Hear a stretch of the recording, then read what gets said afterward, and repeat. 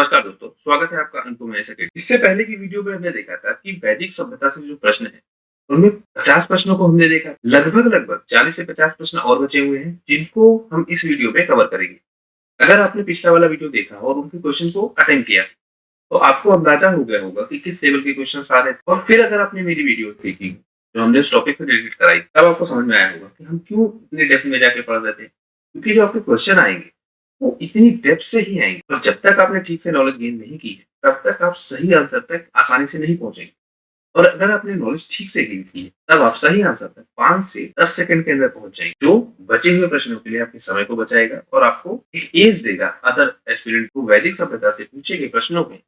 ये second part है। पहले पार्ट में लगभग हम 50 क्वेश्चन कर चुके थे। इस पार्ट में भी हम लगभग 50 क्वेश्चन के आसपास करेंगे। हमने इस वाले प्रश्न तक देखा था पिछली वीडियो में कि जनता किस पे विश्वास करती थी। इसका सही आंसर था बलि और कर्मकांड। फिर से आप इस वीडियो में दिए गए सारे प्रश्नों को अटेम्प्ट कीजिएगा और अपने मार्क्स को कमेंट बॉक्स में डालिएगा कि आपके कितने क्वेश्चन सही अटेम्प्ट हो रहे हैं। पिछले वाले वीडियो में अगर आपने 50 क्वेश्चन देखे थे, तो उसमें से कितने सही हो रहे हैं, और इस वाले वीडियो में लगभग हम 40-45 क्वेश्चन करेंगे, तो उसमें से आपके कितने क्वेश्चन सही हो रहे हैं। और फिर आप ये जान पाएंगे कि आपकी तैयारी किस हद तक। तो हम प्रश्नों से शुरू करते हैं। 10 राजाओं का युद्ध कहाँ लड़ा गया? हमने दशरथ युद्ध में देखा था, राजा सुदास के साथ ये युद्ध था। विश्वामित्र उसमें ऋषि थे और परशुनी नदी के किनारे लड़ा गया। ये हमने बहुत डिटेल में देखा था। अगला प्रश्न हम देखिए, 10 राजाओं का युद्ध। फिर से वही प्रश्न, परशुनी नदी के किनारे। इस तरह से आपको रिपीटेड क्वेश्चन मिलेंगे। देखिए इनमें माते तमा, देवी तमा और नदी तमा, ये किससे संबंधित है? हमने बात की थी कि सरस्वती नदी को बहुत सारे नाम दिए जाएंगे। सिंधु का वर्णन सबसे ज्यादा होगा, यमुना का वर्णन भी 3 बार किया जाएगा, लेकिन सबसे पूज्य नदी के रूप में किसका वर्णन होगा? सरस्वती नदी का। तो इसका सही आंसर जो हो जाएगा वो क्या? ऑप्शन बी, सरस्वती नदी। अगला प्रश्न देखिए, उस जनजाति का नाम बताइए जो ऋग्वैदिक आर्यों के पंचजन से संबंधित नहीं है। हमने देखा था कि 5 आर्य थे जिन्होंने ऋग्वेद में दशराज युद्ध करा था, और जिनको एकत्रित किसने किया था? विश्वामित्र। और किसके खिलाफ? सुदास के खिलाफ। ये हमने देखा था। तो इसमें से वो कौन सा नहीं है? हमने यदु को भी देखा था, पुरुष को देखा था, पुरु को देखा, और पुरु तो सबसे फेमस था। इसमें जो हमको नहीं मिलता वो कौन सा? किकट हमको देखने को नहीं मिलता है। तो किकट ही इसका सही आंसर हो जाएगा। आर्यों के जीविकोपार्जन का मुख्य साधन व्यापार था, शिकार था, कृषि था या शिल्प कर्म था। अब देखिए, यहाँ अवेलेबल ऑप्शन में आपको चुनना है शिल्प कर्म। ये तो बात की व्यवस्था है, ये आएगी नहीं। व्यापार भी हमको देखने को नहीं मिलेगा, क्योंकि ये आपके कौन से ना बदोश लोग थे। और पशुपालन जब हम देख रहे थे, इनमें प्रमुख रूप से अगर यहाँ ऑप्शन में कहीं पशुपालन भी होता, तब ये आपका डिबेटेबल क्वेश्चन हो जाता। देखिए, यहाँ शिकार की बात की जा रही है, तो शिकार आपका इतना इंपॉर्टेंट नहीं था। करते थे शिकार, पर इंपॉर्टेंट भूमिका में नहीं था। सबसे इंपॉर्टेंट भूमिका में क्या था? पशुपालन। और उसके साथ साथ ये कृषि करते थे। कृषि में भी ये क्या करते थे? मक्कड़ू कृषि करते थे। ये हमने देखा था। तो जो ऑप्शन बचता है आपका, वो क्या हो गया? कृषि। या ध्यान रखिए, जब शब्द हमको मिलता है, ये किससे संबंधित? हमने देखा था कि जौ जो आपका उत्पादन है, वही हमको ऋग्वैदिक काल में ज्यादा देखने को मिलेगा। चावल, चना, गेहूं, ये सब बाद में हमको देखने को मिलेगा। सबसे प्रमुख उत्पादन किसका होगा? जौ का। और इसका प्रयोग किसमें होगा? यज्ञों में। तो ऋग्वेद में जौ किससे संबंधित है? जौ से संबंधित है। अब देखिए, यहाँ पे नाम दिया गया है जो वैदिक सभ्यता का नाम है, और यहाँ पे उनका आम बोलचाल की भाषा का नाम या सामान्य नाम हमको मैच कराना है। क्या वो अभी हमने देखा कि ये जो से संबंध, मतलब ऑप्शन सी में चौथा ठीक है। और ऑप्शन सी आप देखिए, इनमें चौथा जिसमें ठीक, यही ठीक है, ये आपका आंसर हो। बाकी आपको मान लेते हैं नहीं पता, एक से तब भी आपका आंसर निकल गया सही। बचे हुए ऑप्शन को भी देख लेते हैं। ये आपका किससे संबंधित है? चावल से संबंधित है। मुद्ग आपका संबंधित है मूंग से, और इच्छु आपका संबंधित है गन्ने से। अगला प्रश्न देखिए, पढ़ी किस वर्ग के नागरिक? पढ़ियों के विषय में हमने देखा था, ये व्यापारी थे, मकड़ू थे, चोरी भी करते थे पशुओं, और बाद में ही सूदखोरी या जैसा व्यवसाय भी करते थे, मतलब उधारी पे लोगों को पैसा भी देते थे। और ये आपका प्रश्न कहाँ है? एमपीपीसी से पूछा है 2019। आप कमेंट करके बताइए कि पढ़ियों को पाश्चात्य भाषा में या पश्चिम देशों में किस नाम से पुकारते, या हम कहे कि यूरोप के क्षेत्रों में किस नाम से पुकारते थे? ये आप आंसर कीजिए। अगर देखिए, वैदिक युग में लोकप्रिय शासन प्रणाली कौन सी? निरंकुश, प्रजातंत्र, गणतंत्र या वंश परंपरागत राजतंत्र? अब देखिए, निरंकुश तो नहीं थी, ये बात हमको पता है, ये गलत हो गया। हमको मिल रहा था सभा और समिति। दूसरा हमको राजन्य मिल रहा था, और अगर ये राजन्य मिल रहा था, तो मतलब ये राजतंत्र, तो प्रजातंत्र नहीं है। गणतंत्र नहीं है, राजतंत्र हमको देखने को लेकिन इस राजतंत्र में हम देख प्रारंभ में वंश परंपरा पे आधारित नहीं होगा। प्रारंभ में ये योग्यता पे आधारित, समय के साथ बदलते बदलते ये वंशानुगत हो जाएगा और ये वंश परंपरा पे आधारित हो जाएगा। तो जो इसका सही आंसर हो जाएगा वो वंश परंपरागत पे आधारित राजतंत्र। ये वंश परंपरागत को सही इसलिए किया जा रहा है क्योंकि राजतंत्र शब्द सिर्फ इसी के साथ लगा। निरंकुश नहीं था, ये हमने देखा था। निरंकुश तो बिल्कुल नहीं, प्रजातंत्र नहीं था, गणतंत्र नहीं था, क्योंकि राजतंत्र व्यवस्था मिलेगी राजन्य की वजह से। राजन्य की वजह से अगर हमको राजतंत्र मिल रहा है तो हमको उस ऑप्शन को सही टिक करना होगा जिसमें राजतंत्र दिया हो। इसीलिए इस वंश परंपरा वाले ऑप्शन को भी सही माना गया है, जो इसके साथ दिया है। अगर सिर्फ राजतंत्र दिया होता तो भी सही होता। यहाँ एक ऑप्शन अगर आपको दे देता कि जन समर्थक राजतंत्र, तब ये ऑप्शन ज्यादा सटीक होता है, ज्यादा सही। जो हमारा सही ऑप्शन होगा वो कौन सा ऑप्शन? अगला प्रश्न देखिए, वैदिक युगीन सभा किससे संबंधित? हमने देखा था एक थी आपकी सभा, एक थी आपकी समिति। समिति थी किससे संबंधित? आमजन से। और सभा किससे संबंधित थी? मंत्री परिषद से। इनकी नियुक्ति कौन करता था? राजा स्वयं करता था और समिति के सदस्यों में से इनको चुन लिया जाता था। तो ये कौन संबंधित है? मंत्री परिषद। इनमें कौन सा अधीन होता था? कुलीन वर्ग, इनको राजा अपना मंत्री बनाता था। सभा और समिति को प्रजापति की दो पुत्रियां कहा जाता है। ये किस वेद में कहा गया है? तो इसका जो सही आंसर है वो कौन सा? अथर्ववेद। तो ये व्यवस्था कहाँ देखने को मिलती है? अथर्ववेद। अगला प्रश्न देखिए, ऋग्वैदिक जनसभा जो न्यायिक कार्यों से संबंधित, वो कौन सा? तो जो न्याय से संबंधित डिसीजन उनको कौन लेता था? तो ये डिसीजन कौन लेगा? मंत्री परिषद, क्योंकि इसी में विषय से संबंधित व्यक्ति होगा। समिति आम लोगों की सभा है और विधाता, इसको हमने देखा था कि एक अलग संस्था है जो भाग में हिस्सा लेता है। तो लूट के भाग में हिस्सा कौन लेगा? ये तय करेगा कि विधाता में कौन कौन शामिल है। जितने लोग विधाता में शामिल होंगे उनको लूट में हिस्सा मिलेगा। लेकिन इसी व्यवस्था को कौन देखेगा? वो होगा सभा का व्यक्ति। और न्यायिक व्यवस्था की बात की जा रही है। आयुर्वेद अर्थात जीवन का विज्ञान का उल्लेख सबसे पहले हमको कहाँ मिलता है? तो अथर्ववेद इससे संबंधित होगा। आरण्यक होगा नहीं, यजुर्वेद में होगा नहीं और सामवेद में होगा नहीं। क्यों? क्योंकि अथर्ववेद में जो लोक परंपरा है, जो सामान्य जनजीवन उच्च बनाने की बात की जाएगी, की बात कहाँ की जाएगी? अथर्ववेद में। इसलिए अथर्ववेद में ही आपका उल्लेख मिलेगा किसका? आयुर्वेद। अगला प्रश्न देखिए, ऋग्वैदिक धर्म क्या था? ये एक ईश्वरवादी था, निवृत्त मार्गी था, अद्वैतवादी था या बहुदेववाद? अद्वैत और द्वैत की चर्चा हम देखेंगे कि बात के समय में होगी। एक ईश्वरवादी की बात भी बात के टाइम में होगी और निवृत्त मार्ग की बात होगी, वो भी बाद में देखने को हमको मिलेगी। तो ये सारी चर्चाएं प्रारंभ होगी दरअसल पुराणों के बाद। ठीक, हमको जो बहुदेववाद व्यवस्था मिलेगी वो हमको मिलेगी कहाँ? ऋग्वेद में। क्यों? यहाँ इंद्र की पूजा की जाएगी, यहाँ वरुण की पूजा की जाएगी, यहाँ यम की पूजा की जाएगी। तो बहुत सारे देवता देखने को मिलेंगे कहाँ पे? ऋग्वैदिक धर्म में या ऋग्वैदिक ग्रंथों में। तो ये व्यवस्था कौन सी है?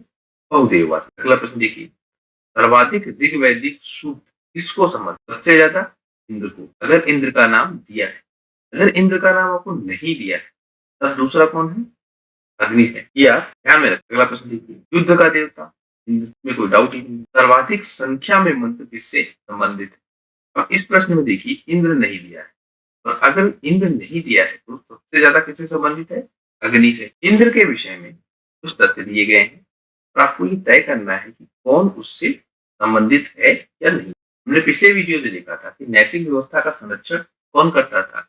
वो देवता आपको मिलता है वरुण। और अगर वरुण नैतिक व्यवस्था का संरक्षण करता है, इसका मतलब इंद्र नैतिक व्यवस्था का संरक्षण नहीं करता है। तो जहां जहां ऑप्शन 3 है उसको हम एलिमिनेट कर देते। एक जगह हमको मिल पा रहा है कि ऑप्शन 3 है, इसको हमने एलिमिनेट कर दिया। अब देखिए, पापियों को दंड देने की व्यवस्था जो है, क्या वो संबंधित है इंद्र से? हमने देखा था पुरंदर शब्द हमको मिलता है और इसको किलों को नष्ट करने वाला मिलता है। और इसकी प्रार्थना किस लिए की जाती है? ताकि इंद्र उनकी तरफ से लड़े और इन किलों को नष्ट कर दे। नष्ट करने का मतलब दंड देने का प्रावधान। और अगर दंड देने का प्रावधान इंद्र के पास है तो मतलब ऑप्शन ये गलत हो गया आपका। अब आपके पास जो ऑप्शन बचे वो है ऑप्शन पहला, दूसरा या फिर दूसरा और चौथा।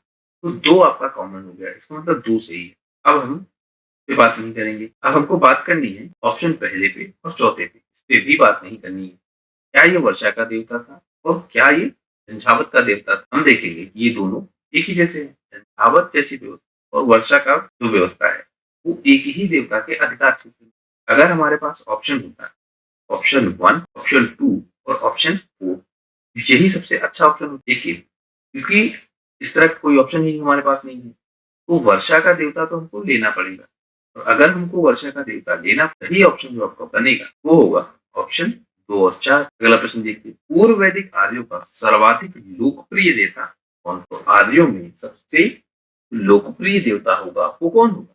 इंद्र होगा। की पूजा सबसे ज्यादा की जाएगी। फिर हम देख लीजिए, वैदिक देव मंडल में कौन सा देवता युद्ध का देवता है?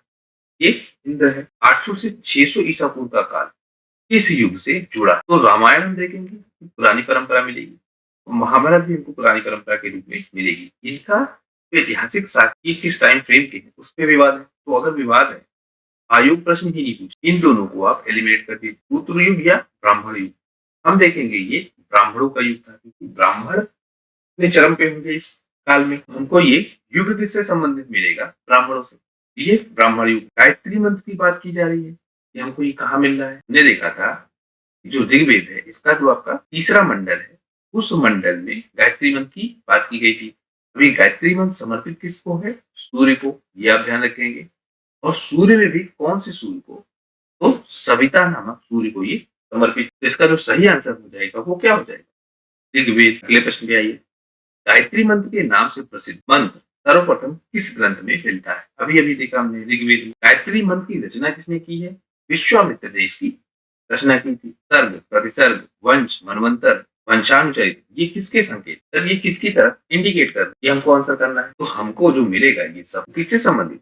पुराणों से संबंधित। वंश में हम देखेंगे जो आपके देवता है प्लस आपके जो ऋषि है, इनसे संबंधित वंश व्यवस्था मिलेगी कि इनका वंश क्या है। मनवंतर में हमने देखा था कि कल्पों का, युगों का वर्णन, तो ये सब किसके संकेतक है? पुराणों के। क्योंकि पुराणों में ही हमको जो व्यवस्था मिलेगी ये किसी व्यक्ति विशेष या किसी देव विशेष पे ज्यादा फोकस होंगे। और इनमें ही जो वंशों की बात की जाएगी वो को देखने को मिलेगी। हमने इसके कुछ पुराण भी देखे थे। कौन सा पुराण किससे संबंधित है, किस वंश का हमको वर्णन मिलता है? तो पुराण जो आपको सर्ग, प्रतिसर्ग, वंश, इन सबसे संबंधित है और इनका संकेत इसमें है।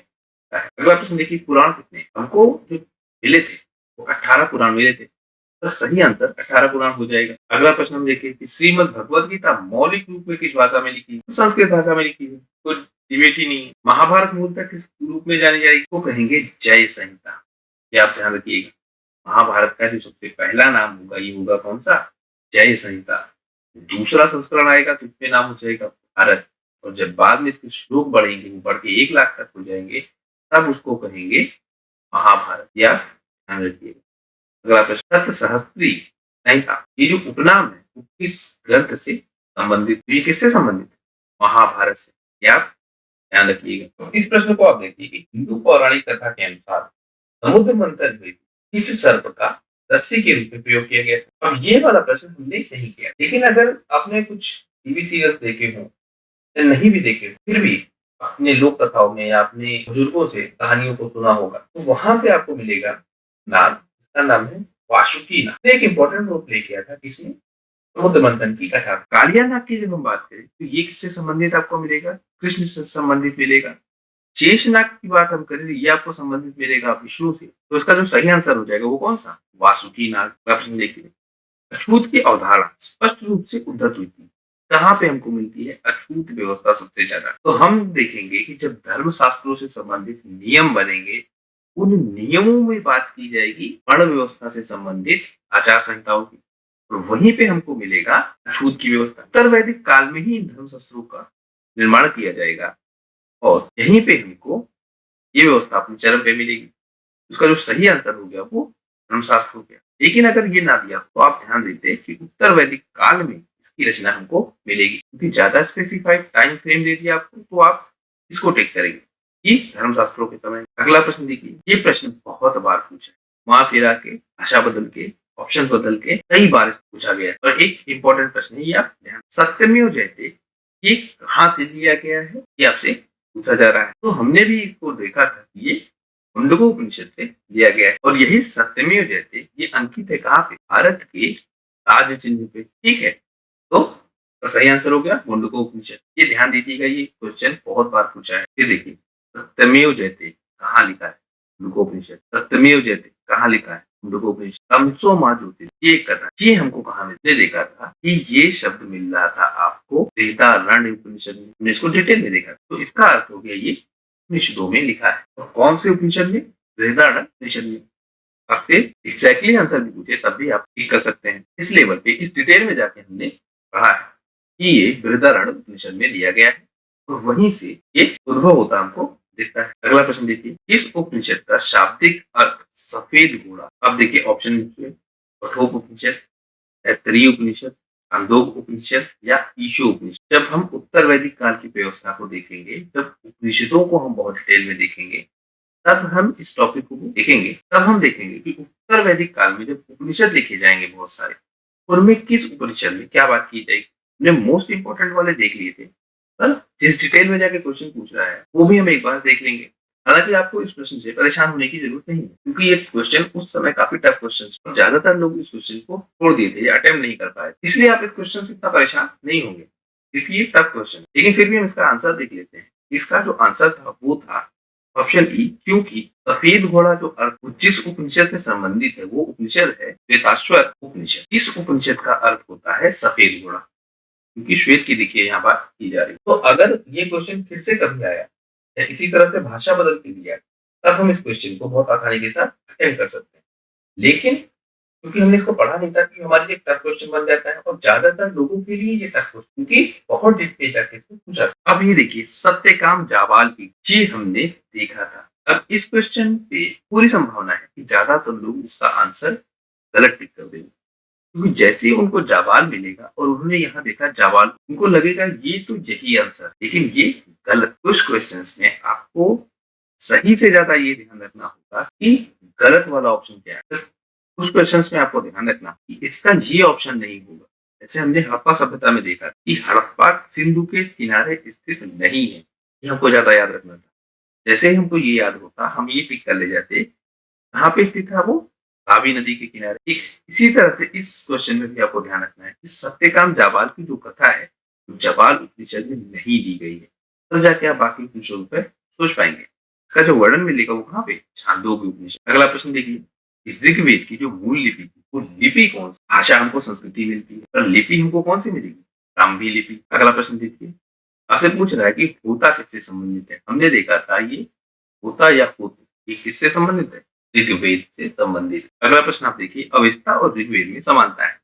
अवेस्ता हमको कहाँ से मिलता है? हमने डिटेल में देखा था कि ये ईरान से मिलता है, और इसी के बेसिस पे ये माना जाता है ऋग्वैदिक युग के लोग या आज मध्य एशिया से भारत आए। अगन्या किसको कहा जाए? अगन्या मतलब जिसको मारा नहीं जा सकता, और वो किसको कहेंगे? गाय, क्योंकि गाय को मारा नहीं जा सकता। ये बात ऋग्वेद में देखने को बार बार मिलेगी, या पूरी वैदिक परंपरा में हमको देखने को मिलेगी। तो अगला प्रश्न देखिए, सेम प्रश्न फिर से जरा सा सिर्फ बदला है, वो भी नहीं है। अगर आप ध्यान से देखें, अगन्या शब्द फिर से किसके लिए? गाय के लिए। ये बिल्कुल सटीक आंसर। अगन्या देखिए फिर शब्द गाय के लिए। अब इस प्रश्न को देखिए, ये थोड़ा सा डिटेल क्वेश्चन है, क्योंकि ये यूपीएससी में पूछा गया है। तो यूपीएससी में जो प्रश्न पूछने की परंपरा है वो इस डिटेल के साथ पूछने की है। मतलब आपको क्वेश्चन पढ़ने में ही कम से कम 1-2 मिनट लग जाएंगे, और जब ठीक से आप क्वेश्चन को पढ़ेंगे तभी जाके आप सही आंसर तक पहुंचे। जो हमने देखा है यूपीएससी के पैटर्न में, आप इसमें एक काम करिए, आपका थोड़ा सा काम आसान हो जाएगा। लास्ट वाले ऑप्शन से शुरू करिए, रिवर्स ऑर्डर में इस क्वेश्चन को लगाना शुरू करिए। आप पाएंगे कि आपकी जो एक्यूरेसी है वो बढ़ जाएगी। आपका जो टाइम लगता है क्वेश्चन को अटेम्प्ट करने में, वो भी कम हो जाएगा। आप इस टेक्निक को एक बार इस्तेमाल करके देखिएगा कि आप रिवर्स ऑर्डर में ऑप्शन को चेक करिए। इसलिए हम भी चेक करेंगे ऑप्शन को। पहले तीसरा ऑप्शन, ऋग्वैदिक काल में आर्यों ने घोड़ों को पालतू बना लिया, पहली चीज, जबकि इस बात का कोई साक्ष्य नहीं है। सिंधु घाटी के लोग इस पशु को जानते थे। अब देखिए ये क्या कह रहा है कि सिंधु घाटी के लोग इस घोड़े को जानते तक नहीं थे। हमारे पास ऐसा कोई साक्ष्य नहीं। हमने देखा था सिंधु घाटी सभ्यता वाले वीडियो में कि आपके स्थान है सुतकोटदा, आपका स्थान था लोथल, ठीक, आपका स्थान था मोहनजोदड़ो। इन सारे स्थानों से हमको ऐसा कुछ न कुछ साक्ष्य मिल रहा था जो संबंधित था किससे? घोड़े से। लोथल से हमको मूर्ति मिल रही थी, सुतकोटदा से हड्डी मिल रही थी, मोहनजोदड़ो से दांत मिल रहे थे। तो अगर ये कह रहा है कि भाई घोड़े का कोई साक्ष्य नहीं, आपका आंसर आता खत्म। तो यूपीएससी की ये पैटर्न में देखा है, मैंने बहुत बार देखा है। आप रिवर्स ऑर्डर में लगाइए, आसानी से आप आंसर तक पहुंचेंगे। बाकी ऑप्शन देख लीजिए, ऋग्वैदिक कालीन आर्यों को स्वर्ण, चांदी और ताम्र का ज्ञान था। जबकि सिंधु घाटी के लोगों को केवल तांब और सोने का ज्ञान। हमने ये तो देखा ही था कि कर्नाटक क्षेत्र से वो लोग मंगा रहे थे, तो अगर मंगा रहे थे तो जाहिर सी बात है ज्ञान ये गलत हो गया। ऋग्वेद कालीन आर्य कवच और शिरस्त्राण या हेलमेट का उपयोग करते थे, जबकि सिंधु घाटी सभ्यता के लोगों में इसके उपयोग का कोई साक्ष्य नहीं मिलता है। अब ये एक बहुत वेग सा टर्म कवच और शिरस्त्राण ये इनको मिल रहा था कि नहीं मिल रहा, इसमें विवाद है। तो आप देखेंगे कि जिस चीज को लेकर बहुत ज्यादा विवाद है उसको प्रश्न में भी नहीं इतना पूछता है और उसको सही नहीं मानता है, ये बहुत सही है। तो अब इस चीज को लेके बहुत विवाद है क्योंकि ऑप्शंस में आपका कोई और ऑप्शन बचता नहीं है। भाई लोहे का ज्ञान था ये तो हमने देख ही लिया, घोड़े के विषय में कुछ ना कुछ तो जानते थे ये भी हमने देख लिया, हमने एलिमिनेट कर दिया, हम सही आंसर तक पहुंच गए। इसीलिए जब आप इसको ऊपर से पढ़ेंगे क्वेश्चन को ना, आपको पहला ही ऑप्शन इतना टफ लगेगा कि बाकी ऑप्शन आप देख नहीं पाएंगे या ठीक से उसको पढ़ ही नहीं पाएंगे। जब आपने रिवर्स ऑर्डर में लगाया, आपने एक तो पहली बार तुरंत आंसर अटेम्प्ट कर लिया, दूसरी बात अब आपको बाकी ऑप्शन को भी देखने में आसानी होगी। जैसे ही दूसरे ऑप्शन को आपने देखा, आप इसको ज्यादा डिटेल में समझ पाएंगे। इसको पढ़ने के बाद अगर आप इसको पढ़ते तब आप कंफ्यूज होते, लेकिन इसको पढ़ने के बाद अगर आपने इसको पढ़ा तब आप आसानी से अटेम्प्ट कर। तो हम देख रहे थे कि कवच और शिरस्त्राण क्या इनकी जानकारी सिंधु घाटी सभ्यता के लोगों को थी, तो हमको मिलता है कि इसके साक्ष्य हमको मिले। अब इस वाले क्वेश्चन में ऑप्शन ए सही इसलिए हो रहा है क्योंकि बाकी दो ऑप्शन आपके गलत। हमको इसकी अगर बहुत डिटेलिंग नहीं पता है तब भी हम ये मान लेंगे कि ये सही है क्योंकि एलिमिनेट हो गया ऑप्शन। हम देख रहे हैं ऋग्वैदिक काल में महत्वपूर्ण और मूल्यवान संपत्ति किसको समझा जा रहा था। हमने देखा था कि गाय ही संपत्ति थी और गाय से संबंधित बहुत सारे शब्द इस्तेमाल किए जाते हैं। अब मैच कराने को दे रहा है आपसे कि सूची एक को सूची दो से मैच कराइए। एक सभ्यता है और दूसरी तरफ उनकी व्यवस्था थी, वो कौन सी थी। तो सिंधु घाटी सभ्यता हमको नगरीय सभ्यता के रूप में मुख्यतः मिलती है। अगर सिंधु घाटी सभ्यता नगरीय सभ्यता है तो मतलब पहले का चौथा सही है और पहले का चौथा इसमें सही है, पहले का चौथा इसमें सही है। ये दो ऑप्शन एलिमिनेट हो गए। अब देखिए उत्तर वैदिक समाज आपको किस रूप में मिलेगा। तो हम देख रहे थे इसी व्यवस्था प्रारंभ हो जाएगी और एक विस्तृत रूप में होगी। यही हम ऋग्वैदिक समाज देख रहे हैं कि आपका चरागाह पे ज्यादा डिपेंडेंट है क्योंकि ये लोग झूम खेती कर रहे हैं और घुमक्कड़ू जीवन जिएंगे। तो अब आप देखेंगे जो मध्यकाल है वो किससे संबंधित है, जमींदारी व्यवस्था से। अब आपका जो सही आंसर बना कौन सा, ऑप्शन डी, क्योंकि यही आपके मैचअप है। अगला प्रश्न देखिए, भारतीय समाज के प्रसंग में निम्नलिखित शब्दों में से कौन सा शब्द शेष तीन के वर्ग का नहीं। कुल, वंश और गोत्र ये तीनों एक जैसी व्यवस्था है या एक दूसरे से मिलती जुलती व्यवस्था। कोश शब्द जब आप यहाँ पे ऐसे कर लेंगे इसको कोशा, अब आपको समझ में आया होगा कि बिल्कुल अलग व्यवस्था। उसका जो सही आंसर हो गया वो क्या हो गया, कोश। फिर आपसे पूछ रहा है कि भाई बताइए संस्कार कितने हैं। वैदिक शब्द हमने देखे थे 16 संस्कार और वो कौन कौन से, वो भी हमने डिटेल में देखा था। आर्य शब्द इंगित करता है किससे संबंधित ये शब्द, तो ये किसको इंडिकेट करेगा, ये श्रेष्ठ वंश को इंडिकेट करेगा। तो इसका जो सही आंसर हो गया वो ऑप्शन डी। इसी से मिलता जुलता प्रश्न हमने पीछे भी देखा था। अगला देखिए, वेद वेदांग पढ़ना जीविकोपार्जन का साधन है और इसको इस रूप में उपयोग करने वाला क्या कहलाता है, वो हमने देखा था। तो क्या कहेंगे, उपाध्याय। जो जीविकोपार्जन के लिए वेद वेदांग पढ़ाए उसको कहेंगे उपाध्याय। पुरोहित क्या करता था, यज्ञ की व्यवस्था में ज्यादा देखने को मिलेगा। तो इस तरह से इस वीडियो में लगभग हमने 40 प्रश्न अटेम्प्ट किए। हमको ये देखना होगा कि हमारे कितने प्रश्न सही हो रहे हैं। अगर हम 30 प्लस या 35 प्लस हम सही अटेम्प्ट करते, ये मान के चलिए तैयारी आपकी शानदार, मतलब 1 नंबर की तैयारी। अगर आप 25 से 30 के बीच में है तो आपकी तैयारी ओके है, लेकिन अगर आप 20 से नीचे हैं तो वो आपके लिए चिंताजनक। आप इस पूरी वैदिक व्यवस्था से संबंधित मेरे लेक्चर्स दिए हुए हैं, यूट्यूब पे पड़े हुए हैं, फ्री में है, आप उनको देखिए और उसके बाद फिर से इन क्वेश्चंस को अटेम्प्ट करने की कोशिश कीजिए। तब आपको ये समझ में आएगा कि कितने डिटेल से वो टॉपिक कराया गया है और उसको करने के बाद आप एग्जाम्स में कितनी आसानी के साथ क्वेश्चन अटेम्प्ट कर सकते हैं। तो जुड़े रहिए आप लोग इस चैनल के साथ और इस चैनल को आप सब्सक्राइब करिए जिससे आपको सारे वीडियो बिना गैप के मिलते रहे। यदि आपको ये वीडियो पसंद आया तो प्लीज इसको आप लाइक कीजिए। आपके कोई डाउट है तो कमेंट करके आप पूछिए। शेयर कीजिए इस चैनल को अपने दोस्तों के साथ, जिससे हम ये हाई लेवल के कंटेंट या बहुत डीप लेवल के कंटेंट जो परीक्षाओं के लिए बहुत उपयोगी है वो अपने सभी साथियों के साथ शेयर कर सके। आपने अगर यहाँ तक इस वीडियो को देखा है तो ये मान लीजिए कि आपने बहुत पेशेंस है, आपने बहुत डिटेल में देखा है और आपने इच्छा है सीखने की। और अगर आप में ये बात है, आप ये मान लीजिए आपकी जो सफलता की संभावना है वो अपने आप औरों से बहुत आगे निकल जाए। तो आप सबका बहुत-बहुत धन्यवाद इस चैनल से जुड़ने के लिए। आपका बहुत-बहुत धन्यवाद इस चैनल से जुड़ने के लिए। आशा करता हूँ इस वीडियो से आपने कुछ सीखा होगा। आपका बहुत-बहुत धन्यवाद चैनल से जुड़ने के लिए। आपका दिन शुभ हो।